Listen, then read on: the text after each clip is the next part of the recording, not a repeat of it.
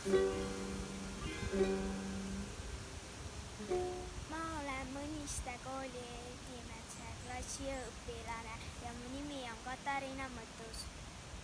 Ma olen Mõniste kooli 3. klassi õpilane Marleen Lännik. Me loeme võrokeelse luuletuse. Mu kodutii on pikk ja sirgu, ai käib mitte kunagi. Seal kraaviveeren kuuseporgu, kui vahimehe alati. Kusjuures odimanu jõvva, tosteretaman kõvõr kõiv, sest ima all ma istu kavva ja kõnõlõ, kuis müüdü päiv. Küll ilmene elada ongene, kui sul on sõbõr, vaikne truu.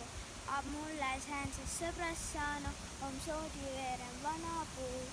Ma kulla lehti tasast juttu ja söö on mindal hää ja hell. Ei ole kodominekuga ruttu, ka sõs, kui palju nõutas kell.